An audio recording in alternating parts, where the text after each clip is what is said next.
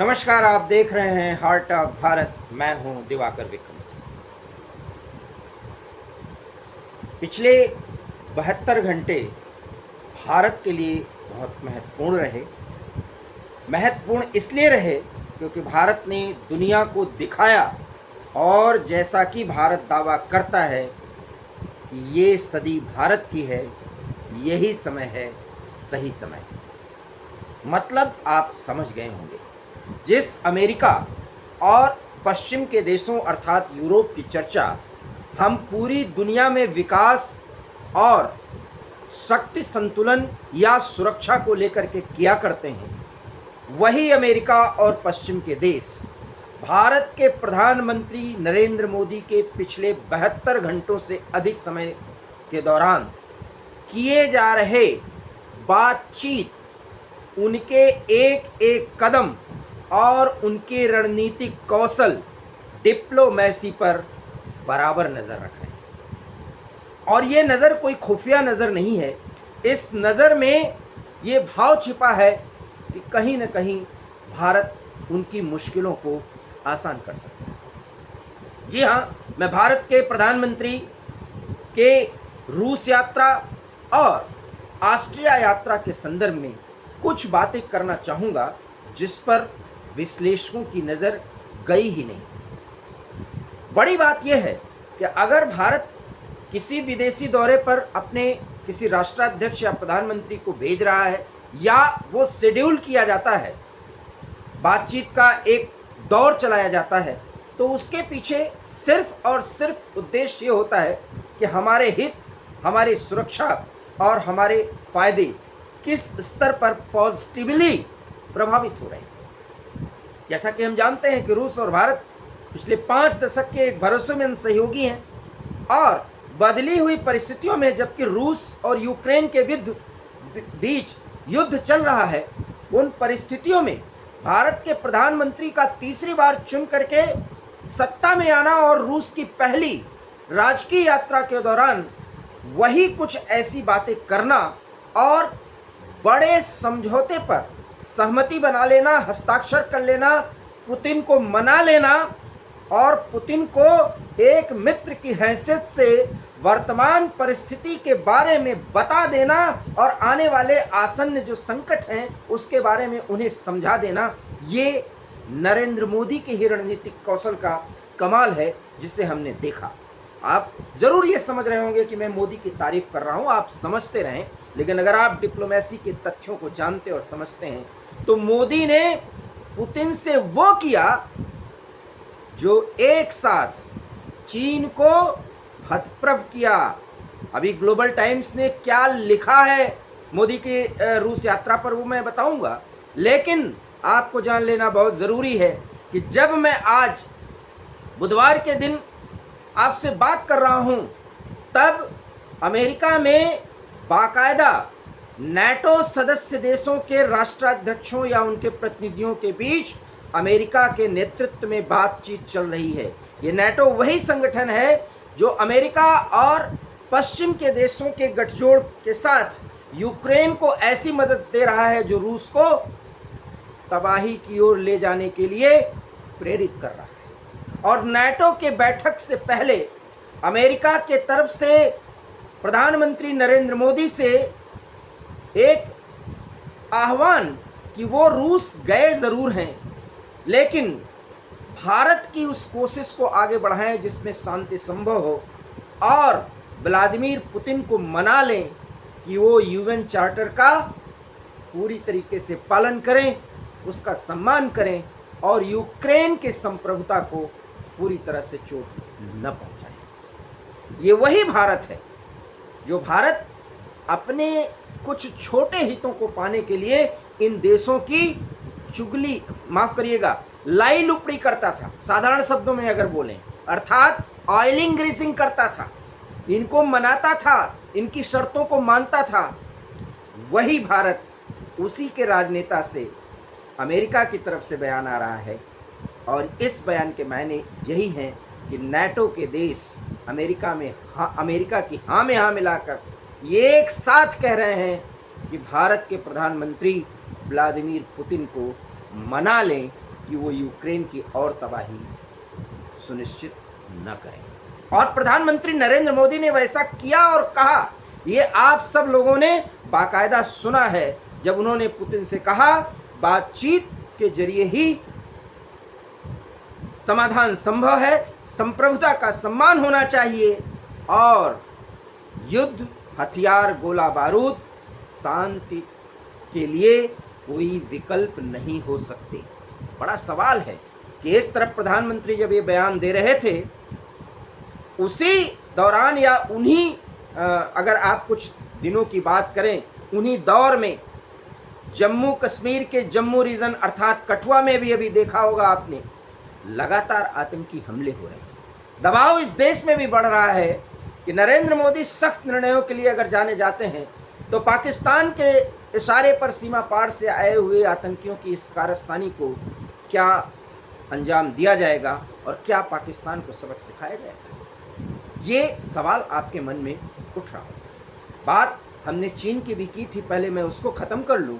Global times ये लिखता है, और ग्लोबल टाइम्स का मतलब है शी जिनपिंग, जो वहाँ के राष्ट्रपति हैं, जो वहाँ के सर्वे सर्वा हैं, बीजिंग के सर्वे सर्वा, पूरे चीन के सर्वे सर्वा, जो पूरी दुनिया के नाक में दम कर रखे हैं, उनके इशारे पर ग्लोबल टाइम्स सरकारी अखबार लिखता है कि भारत के प्रधानमंत्री और पुतिन के बीच जो बातचीत हुई है और जितने गर्मजोशी से दोनों मिले हैं, पूरा अमेरिका, पूरा यूरोप सहित अमेरिका परेशान है।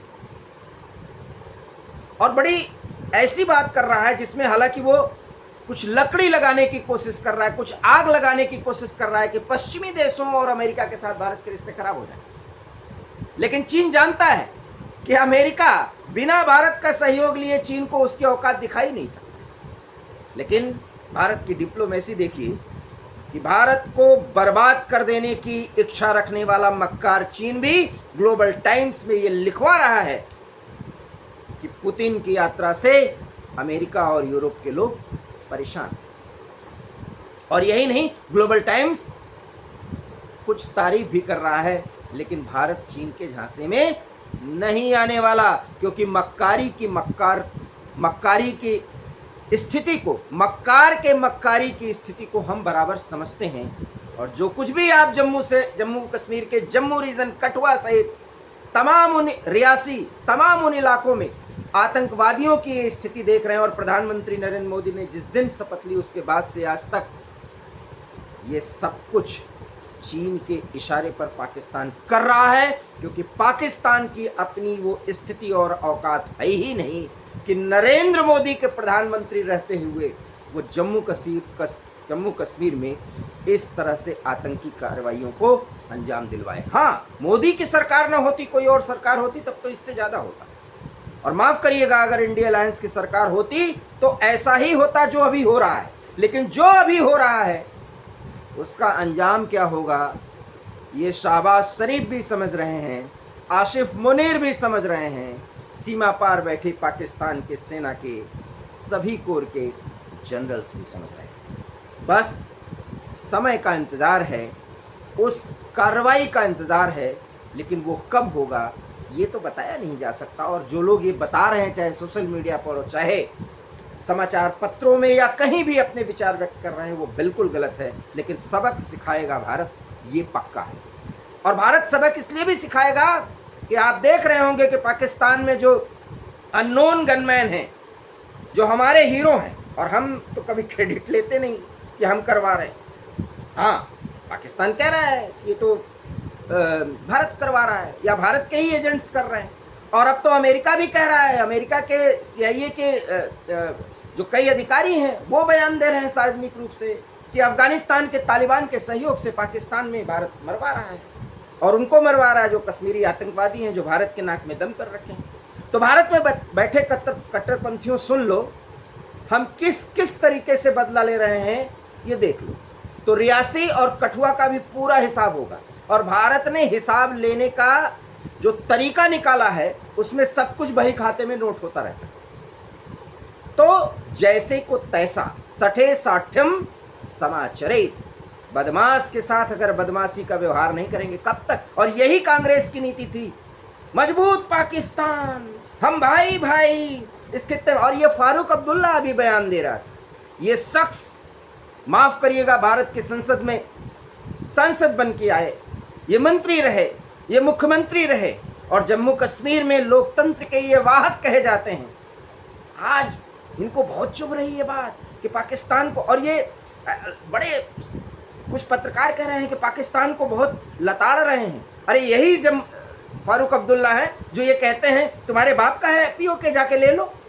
और पीओके तो लिया जाएगा, आज नहीं लिया जाएगा, 20 साल बाद, 25 साल बाद, 5 साल बाद, 5 दिन बाद ये तो लिया जाएगा। क्योंकि तुम जिस तरीके से कश्मीर को तोड़ने की कोशिश कर रहे हो, कश्मीर को लेने की कोशिश तो हमारी भी है। और ये जो जागृति भाव आई है ये मोदी ने दिया है।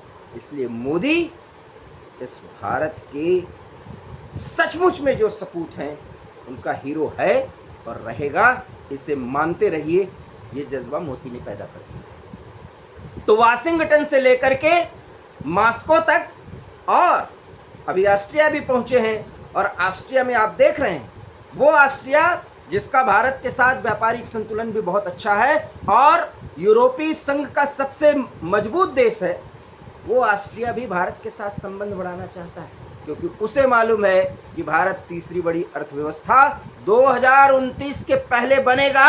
और ये भी निश्चित है कि 5 ट्रिलियन इकोनॉमी 2027-28 के पहले ही भारत बन जाएगा।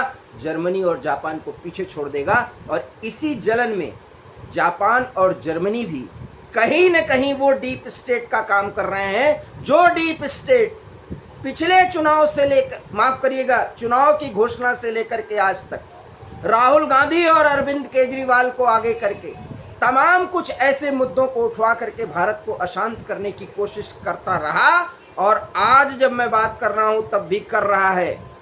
राहुल गांधी के ये जितने हौसले बढ़े हुए हैं और एक जिम्मेदार पद पर बैठे हुए भी जिस तरीके से अराजकता का संवहन वो कर रहे हैं, आने वाले समय में लोकतांत्रिक ढांचे में विपक्ष के नेता की भूमिका में वो रहें, सरकार की आलोचना करें, लेकिन भारत को जलाने की जो बार बार बात वो कर रहे हैं और कुछ ऐसे प्रयास कर रहे हैं, वो सब जनता देख रही है। फ्रांस जल रहा है, ब्रिटेन भी कट्टरपंथियों की आगोश में चला गया। क्या पता आने वाले चुनाव में अमेरिका की भी स्थिति हो जाए। उन तमाम देशों में जहां चुनाव हो रहे हैं बदलाव हो रहा है, लेकिन ये देश की जनता ने ठान लिया था कि भारत के लोकतंत्र को बचाना है, यहाँ की मिलजुली संस्कृति को बनाए रखना है, हिंदुस्तान को सुरक्षित रखना है। इसलिए कट्टरपंथियों के आगोश में या उनकी बाहों में अराजकता को सौंपने में भारत ने कोई जल्दबाजी नहीं दिखाई है।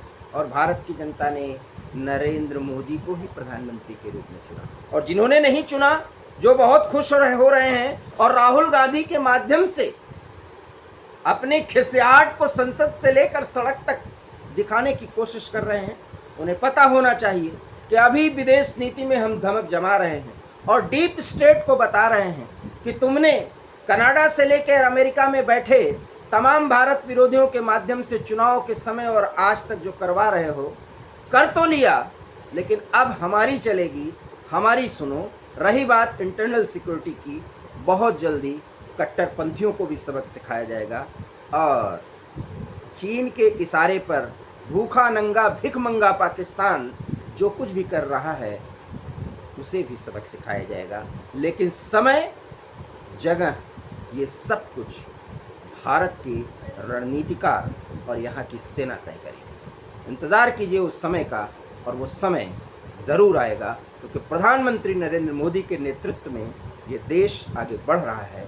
इसलिए ये भरोसा हम सभी का कायम है। आप सहमत हों, असहमत हों, जो भी समझ रहे हों, आप अपनी बात को समझ लीजिए। हमारी बात में अगर आपको अपनी बात लगती है तो प्लीज़ इसे लाइक कीजिए, शेयर कीजिए, न मन हो कुछ करिए, लेकिन इतना सोचिए ज़रूर, भारत की धमक पर भरोसा रखिए। हमारा वीडियो अच्छा लगा हो तो हमारे चैनल को सब्सक्राइब कीजिए। बहुत बहुत धन्यवाद। नमस्कार।